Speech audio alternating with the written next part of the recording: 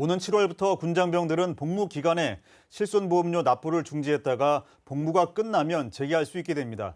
그래서 이번 경제와 군대 가자에서는 이 내용에 대해 알아보겠습니다. 송민아 기자, 안녕하세요. 네, 안녕하세요. 네, 송 기자, 네. 방금 말씀드린 내용, 군복무 중인 장병들의 상황을 이해해 주는 조치로 볼 수 있겠군요. 네, 그렇습니다. 이와 같은 내용은 금융감독원에서 발표를 했습니다. 금감원은요, 지난달 31일 이런 내용이 담긴 보험 업무, 감독 업무 시행 세칙을 정했습니다. 따라서 올 하반기인 오는 7월부터는 이 군대에 입대를 하면 실손보험을 중지할 수 있게 되는 겁니다. 군인은 여러 제약으로 인해서 실손보험 혜택을 받기 어려운 게 현실이거든요. 그런데 보험료만 나간다고 생각을 하면 다소 아까울 수가 있잖아요. 근데 이런 점을 고려해서 앞으로는 보험료를 내지 않아도 되는 겁니다. 네, 그렇군요. 사실상 이 돈을 낼 필요가 없었던 게 군인들은 복무 중에 다치면 무료로 치료를 받는데 네. 굳이 실손보험 혜택을 받을 일이 거의 없었을 것 같은데요. 네, 그렇습니다. 그래서 장병들은 복무 중에 다치게 되면은 군 병원에서 무상 치료를 받게 되는데요. 그래서 이중 보험료 납부에 대한 불만이 좀 많았었습니다. 더군다나 실손보험 혜택도 아주 제한적이었는데요. 그동안 이 국군병원 치료가 원칙인 일반 사병은 민간 병원에서 치료받지 않는다면은 실손 의료보험 혜택을 받을 수가 없었습니다.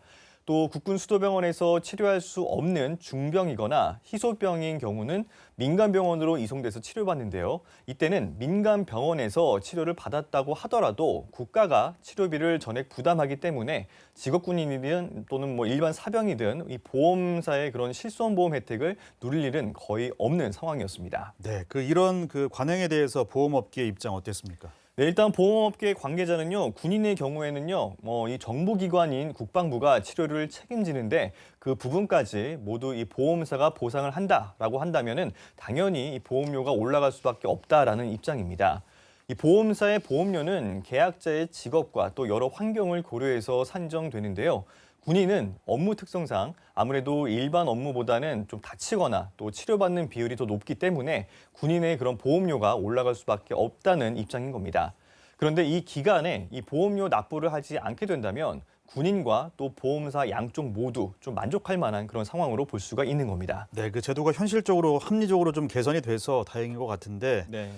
당장 이 제도 7월 1일부터 시행이 됩니까? 네, 그렇습니다. 앞서 말씀드렸던 것처럼 이 제도는 7월 1일부터 시행이 됩니다. 보험사가 이 시스템 정비 등 요 개정 사항을 반영을 하려면 준비 기간이 좀 필요해서인데요.